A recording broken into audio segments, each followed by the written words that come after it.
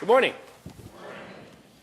I want to thank you, Paulette, for those kind words. And actually, I talked to Reverend Sharpton yesterday, and it was actually hundreds of thousands of people. It wasn't not merely tens of thousands.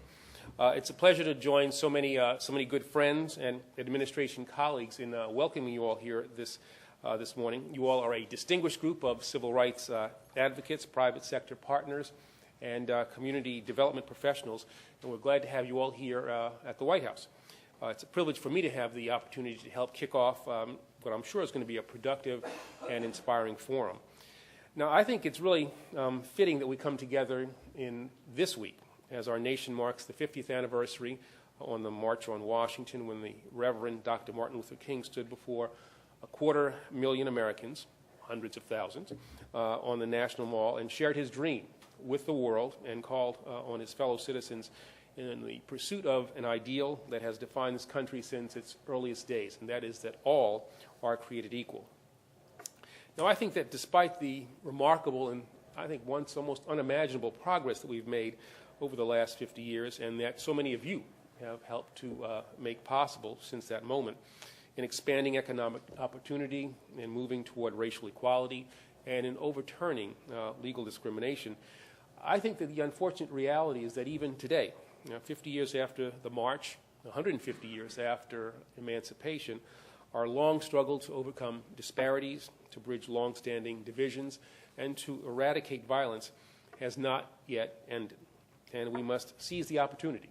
And I think we have to seize this opportunity here, and we have to seize this opportunity now to recommit ourselves to Dr. King's unfinished work, to reclaim his singular vision of what this nation stands for and what it can become, and to keep advancing his dream of a society that delivers on the promise of equal justice for all. As community and as business leaders, as passionate activists, and as concerned citizens, I know that all of you are really working hard to confront indefensible conditions and inequities. You're calling every American to examine our values and to examine our priorities. You're challenging our great nation to aim higher and to become better. And I want to assure you and the communities that you serve that I'm proud to stand with you in advancing this work. The President is proud to stand with you, and today's Justice Department has never been really more committed to meeting the goals and the responsibilities that I think that we all share. Now, this commitment from the Justice Department is evident in the record of progress that we've established, I think, over the last 4.5 years, and the aggressive, effective steps that we're taking at the department each and every day to honor our founding principles. Now, I'm pleased to report that despite the challenges that the Civil Rights Division is facing, we're continuing to make great strides in enforcing many of the key safeguards that Dr. King and so many others fought to secure. And nowhere is this clearer than in our work to protect the voting rights of every eligible American and to ensure that the Supreme Court's recent decision cannot be interpreted as an open season for states to pursue measures that result in voter suppression. Just last week, the department filed suit against the state of Texas over its strict voter identification law, and last week we joined ongoing litigation over the state's 2011 redistricting plans.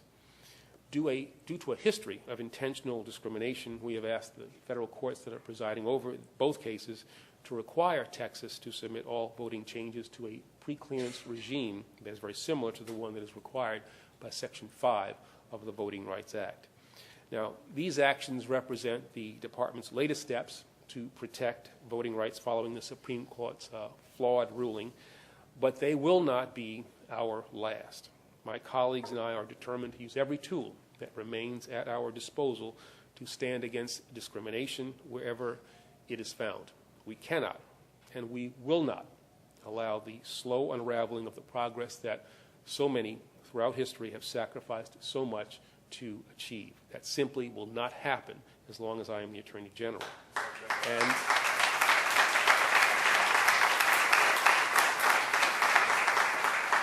And in our broader efforts, we will continue to look far beyond America's ballot boxes to our schools, to our military bases, to our border areas, to our immigrant communities, our workplaces, and our criminal justice system as well, in order to advance the fight for equality and against injustice. Now, as it stands, a vicious cycle of poverty, of criminality, and of incarceration traps too many Americans and weakens too many communities. It's become clear that 20th century criminal justice solutions are not adequate to overcome our 21st century challenges. Too many people go to too many prisons for far too long and for no truly good law enforcement reason.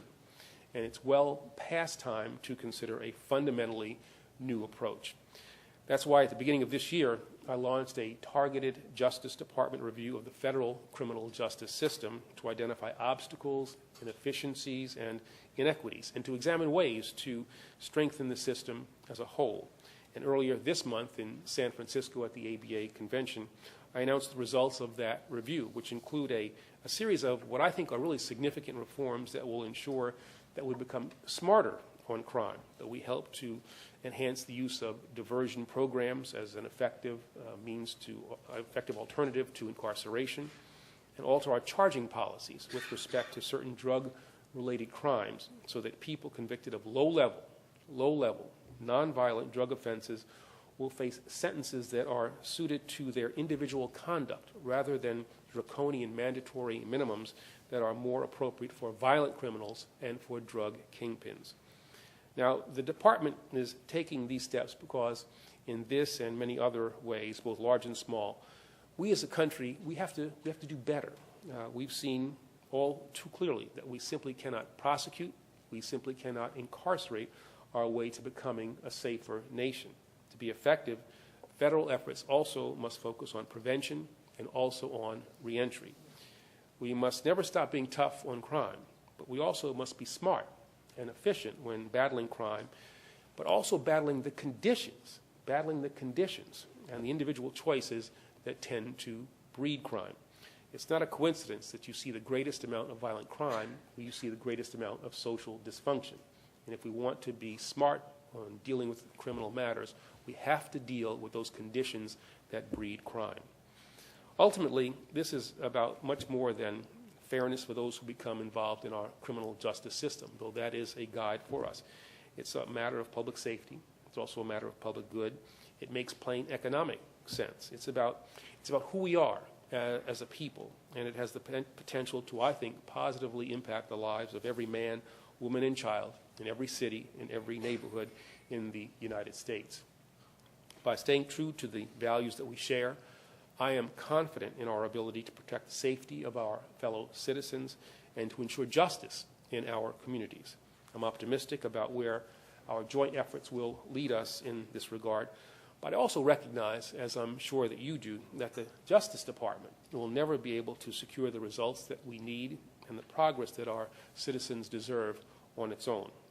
And that's why events like this one are really so important, because improving the world around us and strengthening this great nation is a responsibility that is shared by all of us in the months and the years ahead as we implement the changes that I've announced, and we will discuss additional reforms and fight to preserve and expand access to the ballot box for every American. My colleagues and I will continue to rely on your expertise, your dedication, as well as your partnership. Now, I know, and I'm sure that you know, this is not always going to be easy.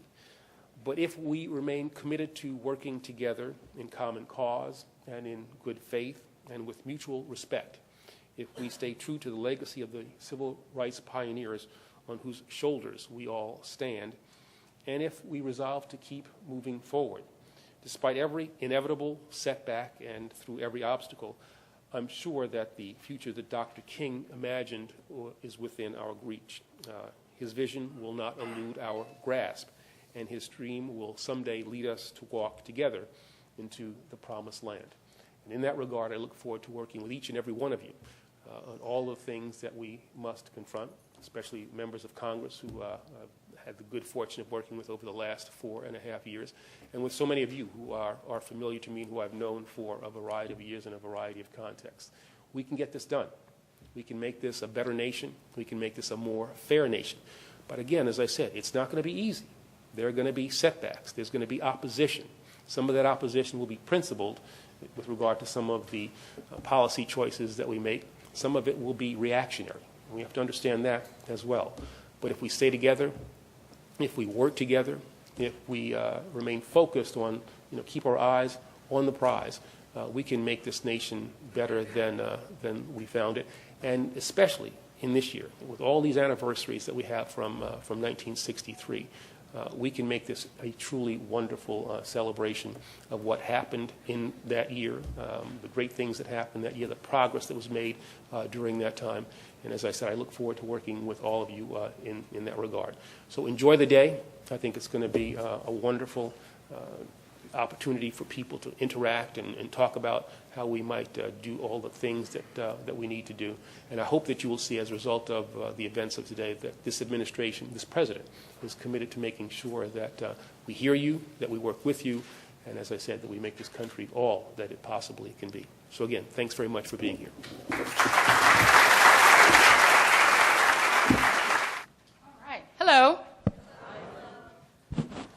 Tall chair here. We were backstage saying, oh no, look at those high chairs.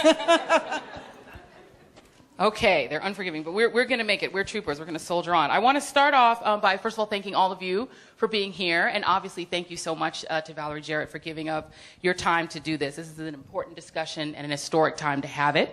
And I also want to acknowledge the presence of Congressman Stephen Horsford, who's here. If you could please stand, and he's a Democratic member from Nevada's 4th Congressional District. Good kind of you to be here today. So, obviously, we are here on the occasion of the 50th anniversary of the March on Washington, a momentous and historic occasion. So I am going to lob a hardball question to start off, and it's broad, but it's fairly obvious. What does it mean, 50 years on from the March on Washington, to have an African-American president in the White House? Well, first of all, good afternoon, everyone. We are thrilled to have you here. We have been planning the events of this week for a very long time, and to see them all come to fruition is just tremendous. And I'd like to thank my team, who I know has been working day and night, including the time when I snuck away for a vacation. So a huge shout out to them, and thank you, Joy, for doing this. So I think what it shows is progress. We have made a great deal of progress over the last 50 years. Towards equality, but we also know that just simply having a black president doesn't suddenly change everything for many people who are still facing disparities around our country. And one of the real motivations for the president, beginning at the very beginning of his professional career, when he was a community organizer on the south side of Chicago, helping people who had lost their jobs when the steel mills closed, helping people register to vote, was this sense of, in this land of great opportunity, we need to make sure that regardless of your zip code, all of our children have that opportunity for the American dream. And so I think this occasion gives us a chance to think back. 50 years ago, I was just a very, very small child at the time, barely born. But remember the energy that surrounded the occasion, and remember watching on television with my parents and just being so amazed that ordinary people from all across our country showed up and chose to get involved, chose to be engaged, chose to let their voices be heard. And we all know that that's how change happens. And so congratulations to those who organized the march last Saturday. It was a terrific turnout, and I know that the president is looking forward to having a chance to address our nation tomorrow. And you talk about economic progress. I mean, people do forget, they leave off sometimes the part about jobs and opportunity when they talk about the March on Washington. But it was a lot about, you talk about ladders of opportunity, it was about creating a dignified opportunity for people to work, to have a meaningful life. And yet we still see these disparities. We still see African Americans' unemployment rate double that of their white fellow Americans. We still see people who have not been able to dig back out of the Great Recession of 2008, which really wiped out a lot of the progress that had been made for minorities, for African Americans, for people of all races who find themselves in poverty.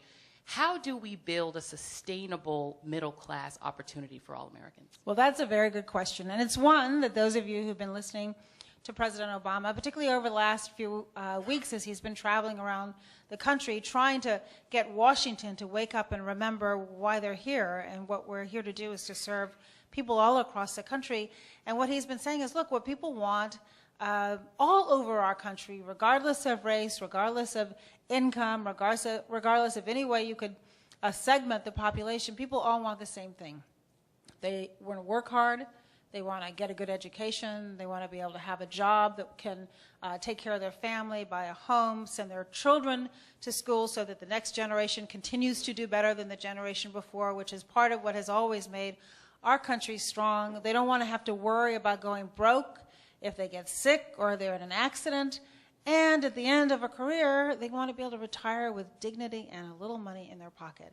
And that, in a sense, is the American dream that is out of reach for too many people. And so what the president has been talking about is how do we make sure that everybody has that opportunity? And it begins, of course, with early childhood education. And I say that with a smile because I just got off the phone with my mom, who spent her entire career focusing on early childhood education and making it a profession, because obviously the earlier we start to educate our children with quality pre-K, the better off they're going to be down the line. Our data shows that for every dollar you spend on pre-K saves you $7 other dollars down the line. So you can make an economic case for it, but it's also, don't all of our children deserve to get off on the right path? So education is the pathway, we know, out of poverty and up the ladder.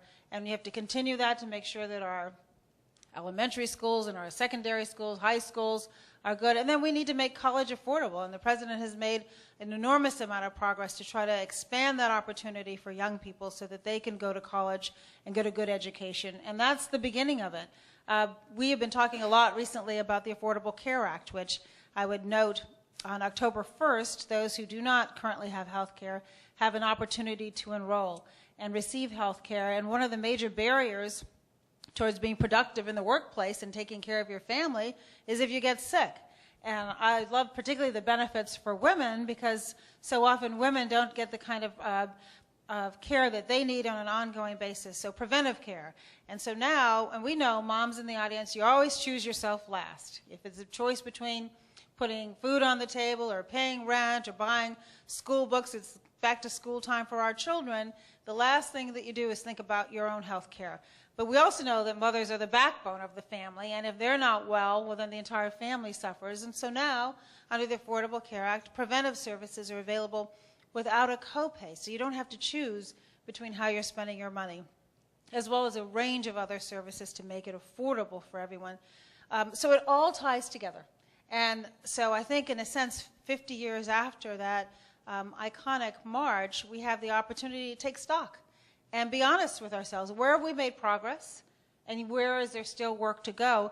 And what responsibility do we each have to accept for being a part of that solution?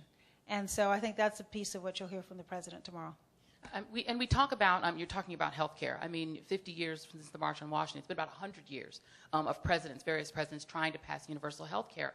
Now that it is passed, now that it has gone through the Supreme Court, it is settled law, have you been surprised? And have members of the administration been surprised by the vigorousness of the continuing vigorousness of the opposition to the Affordable Care Act? I see you just shaking your head. That's how I feel. That is just how I feel. You know what? After 4.5 years of living in Washington, nothing really surprises me. But I think it's going to be quite telling, because now you're not talking about kind of a piece of legislation.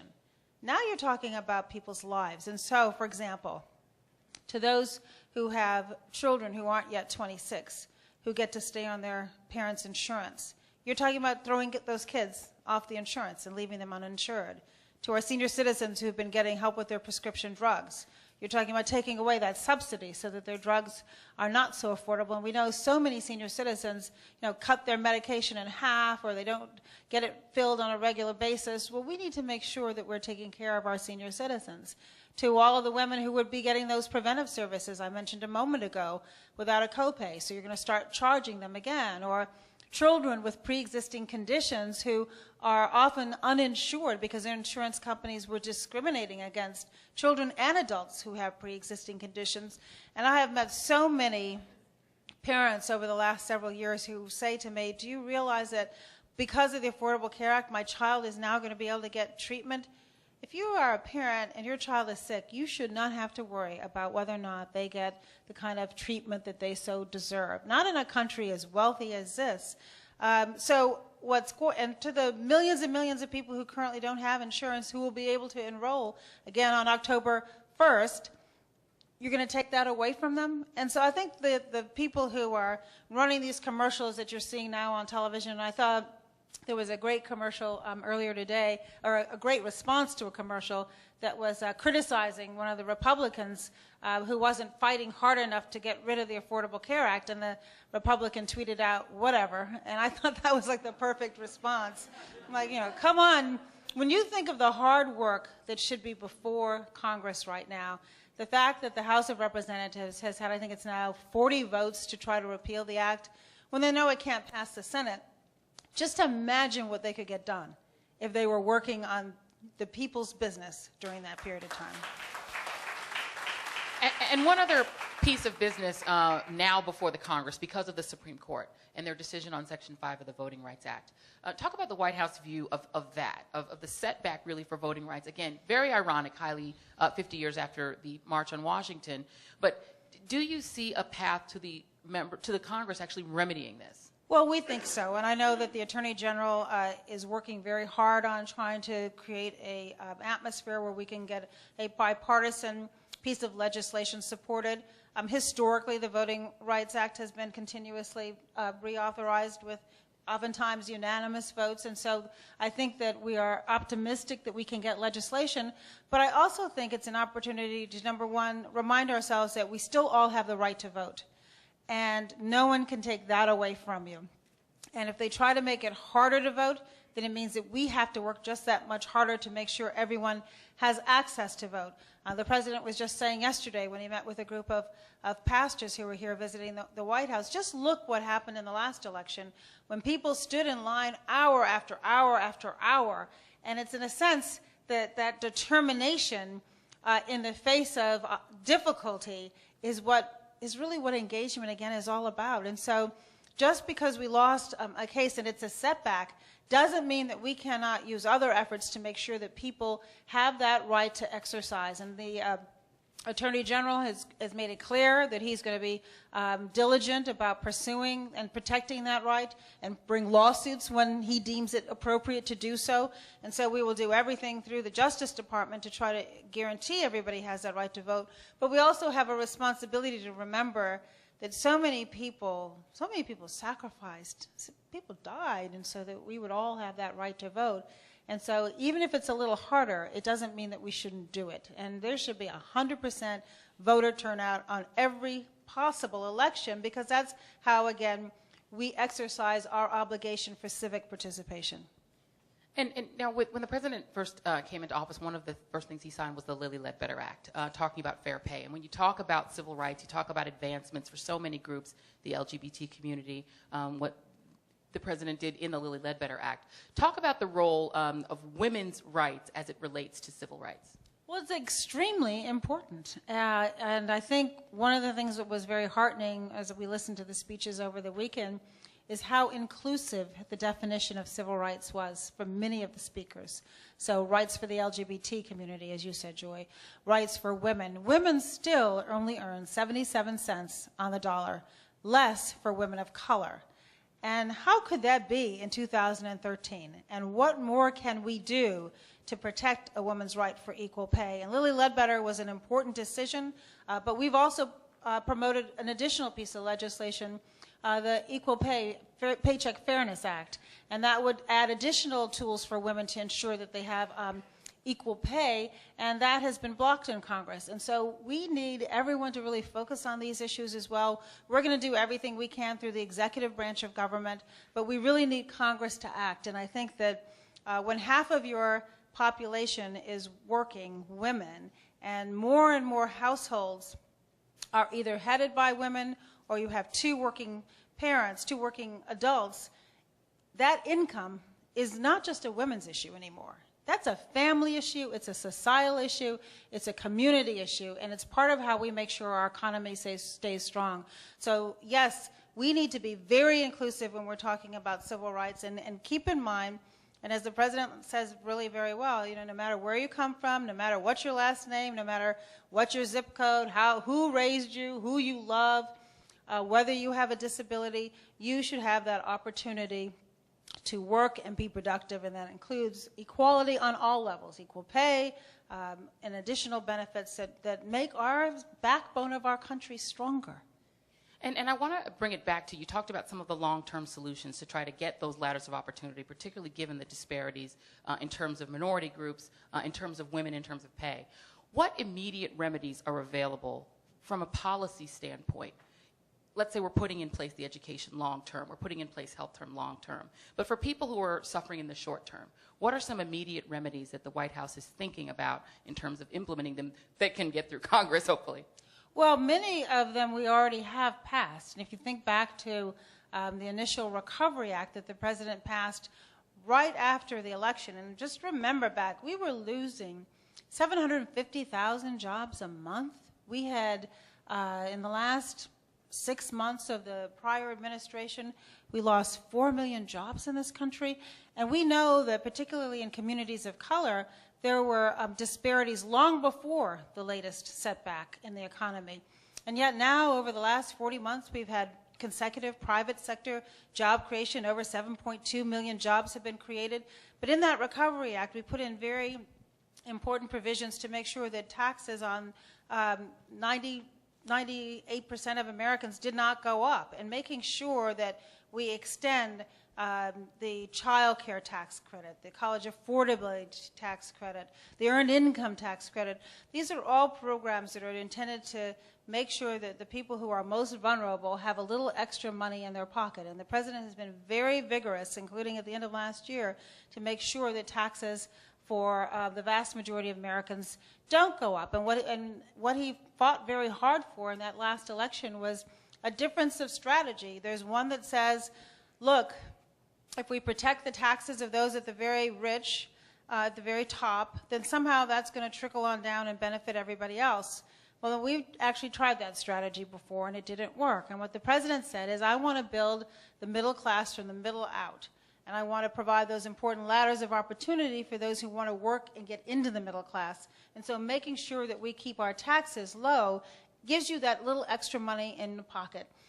Extending unemployment insurance. We know so many people who lost their jobs during this last recession need to have that unemployment insurance to make ends meet. And they will go out and spend that money right away, providing for their families, and that also helps to get the economy going again. And so throughout the last 4.5 years, the president has taken immediate steps, medium-term steps, and long-term steps, all designed to make sure that we have an economy that's here to last, that's sustainable, that doesn't depend on bubbles, that doesn't depend on false economy, but really builds. And you have to have the patience to have the long-term strategy while you're also helping people who are immediately in need. I say we've been joined by our Secretary of HUD. Stand up, Sean. Say hello to everybody. Sean Donovan's here. Making sure that we have affordable homes for people so that they also have that ability. Everyone in our country deserves a home. So many people lost their homes as a result of the last recession, and Secretary and his agency has worked very, very hard to ensure that we are able to keep people in their homes for, so that's not one more worry that they have as a concern. Now, I want to remind you, as we are going to take questions from the audience, if you can start thinking of your question now. Start thinking about it. We're going to have a mic start to go around and get a couple questions from the audience. But maybe someone from Twitter, and too, from Twitter, right? if we can get a signal in here. We're struggling with trying to get a signal. But we're going to try to also get some questions from social media, from Facebook and Twitter. But, I feel like I have to ask this question. It is 50th anniversary. We're talking about sort of the big picture on where we've come in terms of Martin Luther King Jr.'s dream, about his 4 little children being able to join hands in brotherhood. And yet, there's been this tremendous backlash each time that President Obama has touched the issue of race. Whether it was Henry Louis Gates, being arrested trying to go into his own home, and that's somebody he knew, or talking about his commonality with Trayvon Martin, a dead teenager in Florida. There's just this tremendous blowback that happens whenever he addresses the issue. Is it even possible to have a conversation about race when the first African-American president gets so much backlash just for touching the issue? Well, I always look at the glass as half full. And so, yes, there often is backlash, no matter who talks about the issue. But I also think what I heard in his recent conversation is people who were actually having safe conversations at work and around their kitchen tables and saying, yes, that has happened to me. And I've had people who said, oh my gosh, that's actually happened. And so conversations sometimes are difficult, but I think we have to find ways of having them where they're safe. And I think that the president can't worry about a backlash if he thinks that he can add value. And I think when he spoke after Trayvon Martin's, the verdict in the Zimmerman case, he was trying to provide value. He was trying to provide a perspective. I mean, just think about it. There had been demonstrations, mostly very peaceful around our country. It was the day before. There were 100 demonstrations that were planned all around the country. And he wanted to provide a better understanding as to why people were so frustrated and so angry, and that it wasn't just simply about this devastating young loss of this young person's life, but it was about a history of experience. And so I think you keep trying, and you can't let the fear of some people trying to use it as an opportunity, because let's face it, they'll find something to attack the president about every single day. So that can't get in the way. I think you just have to be honest and straightforward and try to enhance people's understandings. And we have made a lot of progress. I mean, we talk about this next generation of young people, and they are better. They are more tolerant. They are more accepting of each other's diversities than my generation or my parents or my grandparents. And so I think the optimistic side is that we do get better with each generation, but those of us who are adults have a responsibility to try to help our children understand that our country will simply be better off. It will be that more perfect union. We will bend the arc of the moral universe towards justice if we are all pushing together. And that can happen through conversation. It can happen through policies. It can happen through legislation. But it happens best, and this is really my recurrent theme, when everybody gets involved and engaged. Now, looking around this terrific audience we have right here, it's diverse, all ages, all races, I'm sure, different religions. But yet you've all come together to celebrate this moment. And I think that all over our country, and we're streaming this over the internet because we want to make it available to as many as possible, these conversations are going on. And so we should take this 50th anniversary and honor King's legacy by continuing to decide what each one of us can do, both individually and collectively, to, again, work towards equality and justice. All said. Do we have questions from the audience? While people are gathering. It doesn't look like a shy crowd. I know. I think we have a question right here. And if you could introduce yourself to us, please. Thank you. Stand. We're just going to put lots of pressure on you. But we want Twitter and Facebook to see it. Somebody help her out. Fredette West, African American Health Alliance and Racial and Ethnic Health Disparities Coalition. Could you talk a little bit about jobs along the lines of the president calling in the big businesses that you all know that are sitting on profits and that are not hiring, and at least in a way that holds them accountable, or even when the president uses that calling them out type of approach, so that even the public will know, at least if they're not hiring, stop buying from them. But some kind of way that puts the public back in the driver's seat. Because Monday morning is all about going to work, even if you hate your job. Well, we all love our jobs. I was going to say, well, I think to your point, early on, and listen, it was controversial, but the president took some very bold steps to make sure that legislation, Dodd-Frank legislation, was passed. It puts rules of the road in place so that banks can no longer take the kind of risk that they took, where they basically took risk with the taxpayer having to foot the bill. Now, we're fortunate that they paid most of that money back, but we should never have to use taxpayer money to protect the risks that people take. And so we did pass legislation that puts rules of the road in place to make sure that that kind of risk doesn't happen again. In terms of the private sector, part of what happened when we had such a sudden economic crisis is it shocked confidence. And we're beginning to see confidence build back up again. It's been slow, but we've been, as I mentioned earlier, these 40-plus months of private sector job growth. We're moving in the right direction. But what we need to do is to make sure that we have that steady footing, because people are still cautious about spending. As they spend and as there is more demand for goods and services, those businesses will start, hopefully, to hire back in the United States. We are looking at tax policies that we could put in place that would create an incentive to bring jobs back to the United States. In last year's State of the Union address, the President highlighted how important it is to have manufacturing back in the United States. And we lost a lot of jobs to overseas for a variety of reasons, but many of those companies, I'd be heartened to add, are now moving back, and they are reinvesting back in the United States. This fall, we're going to have a big symposium here with companies from all over the world, encouraging them to invest in the United States, because this is still the best place in the world to do business, and I've heard that all over the world. We need to create incentives for them to invest right here at home. And I think we also have to look at businesses as a part of the solution. And to the degree that we can work with them in partnership and hear suggestions they have for how to make the United States competitive. I mean, I'll give you one example where we have a weakness right now is in infrastructure. And the President has been talking about infrastructure for a very long time.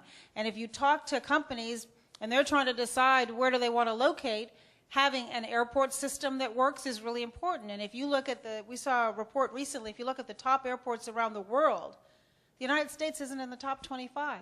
We need to rebuild our infrastructure. The President was just down in Jacksonville, Florida a few weeks ago, highlighting a port where we had streamlined the process to permit the port so that it could get rebuilt, because it's going to be a gateway for goods and services to come, goods, not services, goods to come in and out of the United States.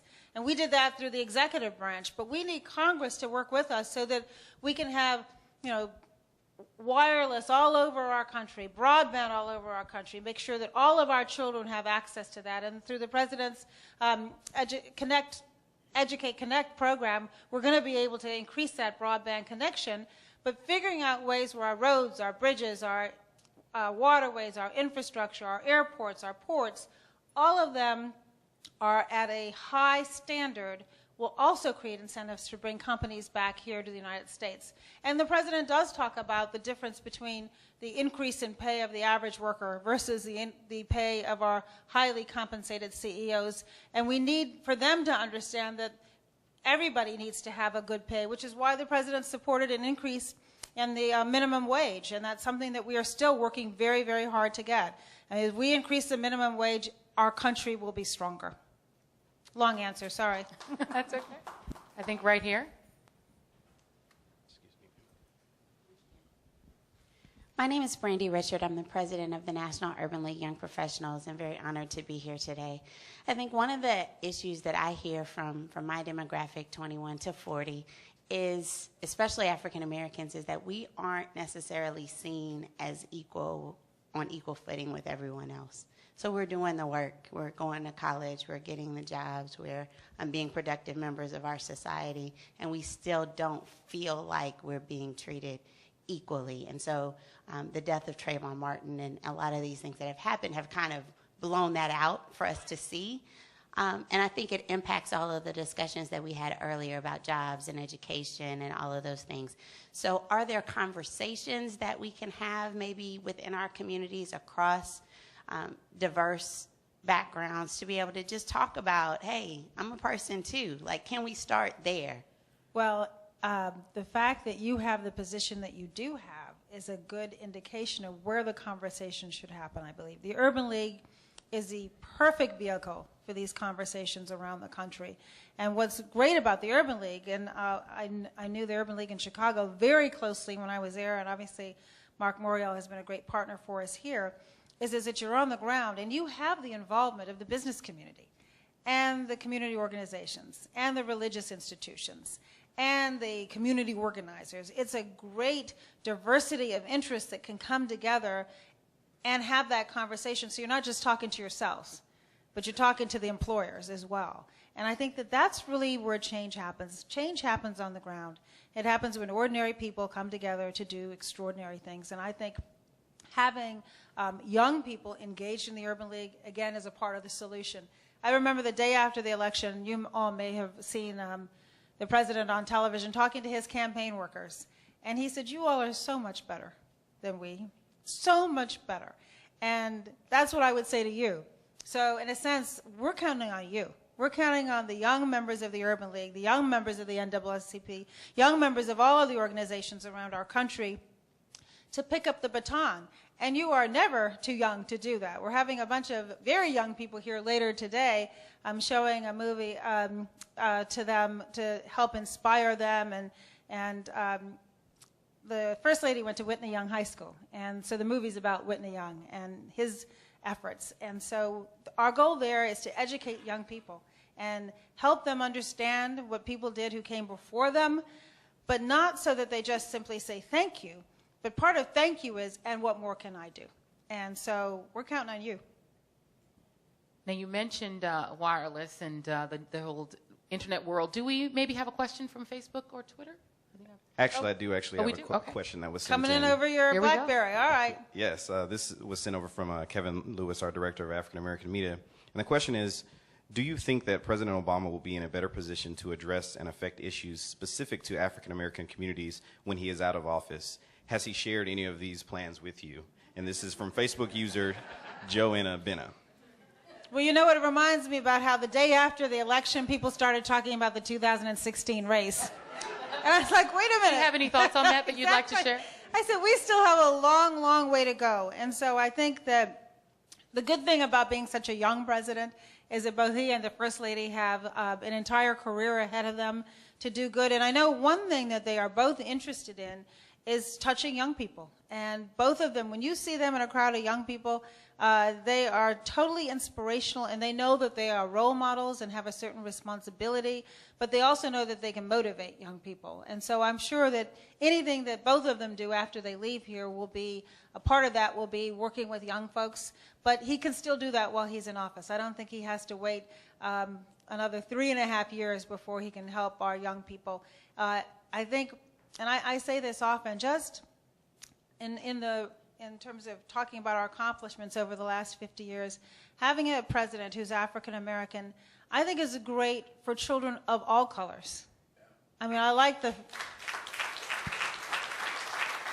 So yes, it is absolutely true that little black girls and little black boys will look at the president and First Lady and say, maybe that's a possibility for me. But I also like the fact that my grandchildren, who I don't have yet, but my daughter just got married, so who knows, sometime in the near future, perhaps.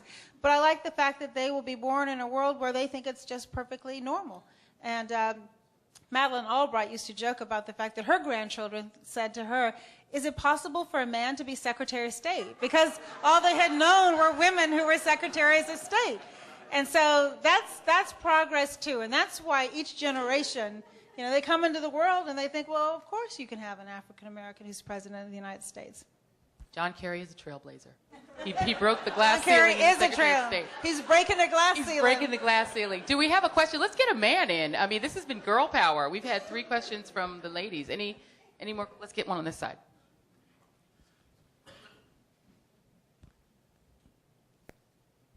Thank you. Damon Hewitt, NAACP Legal Defense Fund. Thank you for all the work that you've done in your office, Domestic Policy Council, Secretary Donovan, who helped us settle a huge case after Hurricane Katrina to bring housing opportunity to people in New Orleans. So I'm a native of New Orleans. I ran a project in the city after Hurricane Katrina for LDF. And, you know, we're about to mark the 8th anniversary of the horrific storm and the aftermath. And I was wondering if you can talk about, you know, the images we saw and people who we know who lived through it all were just basically horrified by what happened. And there was a commitment from a prior administration to never let something like that happen again. This administrator has started to make true on their promise. So if you could just talk to the investments in infrastructure and also speak just to what we need to do to make sure that whether it's a hurricane, a tornado, any type of disaster like that, man-made or not, that we're ready as a country and that the least of us, or those who are treated like the least, don't suffer so greatly like they did during Hurricane Katrina. Well, it's a very good question. And in fact, your mayor is here today. He's coming in for a meeting with a group of other mayors to talk to the president about youth violence and what we can do to combat that. And that is in the same theme of what can we do to make sure that all of our communities are healthy and that nobody gets left behind. And as we have had national disasters, whether they've been fires or whether they have been hurricanes or tornadoes, since President Obama has been in office, you have seen a continuous improvement in our ability as we reinvest to make sure that we're doing it in a way that hardens the community and the infrastructure so that it is more able to withstand those extraordinary weather conditions in the future, so that we're not just rebuilding as is, but we are rebuilding stronger communities. And we have been very, very vigilant. The agency that oversees all of our post-hurricane, post-tornado, any of these natural disasters is at the top of its game. And I have been out there with Craig Fugate and seen what he has done on the ground through his team of efforts. And it's always a work in progress. After the storms that we had in New Jersey and New York, we had a meeting with all of the utility CEOs. We had about, 40 utility CEOs who flew in for a meeting that the president attended, but also all of his agencies, to say, well, what did we learn from that response that will improve the next one? And I think what we have to always be willing to do is be honest and say, this is what worked well, this is what didn't work so well, and this is how we can improve so that that never, ever happens again. But thank you for mentioning it. I think we have time for one more. Let's bounce back over to the side. We could do this all day.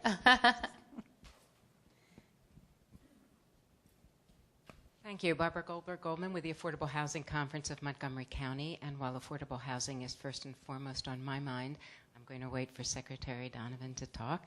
I'd like you to address the immigration reform, comprehensive immigration reform. The diversity in this country is what makes us so rich.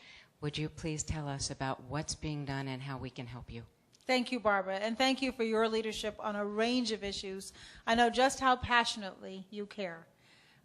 So immigration reform is a top priority for President Obama. We worked on it hard in the first term, and we were not successful. Things have changed in the second term. We were very heartened to see a comprehensive immigration bill voted out of the Senate, and we're going to continue to put pressure on encouraging the House to understand how important it would be for them to respond as well. And again, it gets back to civil rights. We talked about women, we talked about people from the LGBT community, we talked about people of different colors, and making sure that this is still a nation of laws and a nation of immigrants is extremely important to the health of our country. People look, again, at our country from the world over as that land of opportunity, and we need to make sure that those who came here illegally get right with the law, pay back taxes, and have a path to citizenship.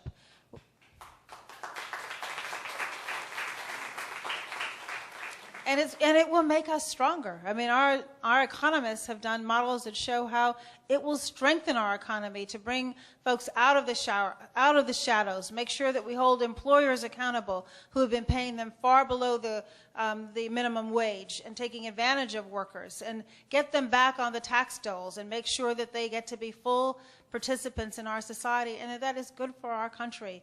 And so you'll be hearing a lot more about immigration reform as we have continued to amp this up over the course of the second term. And we are confident that with everybody making it a priority, it will in fact pass and we will sign it into law. And it will be a landmark piece of legislation, together with the Affordable Care Act, two major pieces of legislation that when we look back 50 years from now, I think we will all be just extremely proud. Okay, now as we draw to a close, mindful of the time, I want to throw in one more question. I want to ask a Valerie Jarrett question. I'm going to put you on. Now, we are out of time. and we wrap. Well, you know, and I want to ask this because, I mean, having such a senior position in any administration for a black woman would be a tremendous achievement and something, obviously, that would make you very proud. But you have this position in the White House of the first black president. So I want to ask you, just on a personal level, you've known the Obamas, obviously, for a very long time. What has been sort of the most profound, what has been the biggest moment for you in the time that you've spent here working in the White House? Each and every day. I'm telling you, every day. I'll close with one of my favorite stories, but every single day when I come through the gates of the White House, I think about the same man. I know my team is thinking, is she going to actually tell that story yet again? But it's my favorite story, so I'm going to tell you. So during the 2008 campaign, we were in Texas, and I met this gentleman who I have never forgotten, and he was an elevator operator. I shouldn't say he was the elevator operator. He was operating the elevator in a hotel where the president was staying in Austin, Texas. And we were there for about 3 days, and he took us up and down each day. And on the last day, we were leaving around 7:30 in the morning, and don't tell the president I said this, but he's actually not a morning person, so he's not really an early riser, and this was really early. And he had a cold, and we were all exhausted. And so we get into this elevator, and this gentleman says to the president, "Excuse me, sir." And I thought, oh, we're going to have a conversation now, not such a good idea. And he said, "I want to give you something." And he gives the president a patch from his uniform, military uniform. And the president realizes what it is, and he says, "Oh, I can't possibly accept it." And they go back and forth, and the gentleman insists, and back and forth. And then finally, the gentleman says, "I've carried this with me every day for 40 years. And it's kept me strong, it's given me courage, it's been an inspiration, and you have a tough road ahead." Yes, indeed. "And I want you to have it. It's just something small that I can do for you." Well, I burst into tears, as you can imagine. And I don't mean like, burst into tears. And never forgot him. And I asked the president later that day, I said, "What did you do with that? You know, he gave you that piece of his soul." And he said, "I put it in my pocket." And I said, "Yeah, typical man. I don't mean what did you do with it physically. I mean, how did it make you feel that he gave this to you?"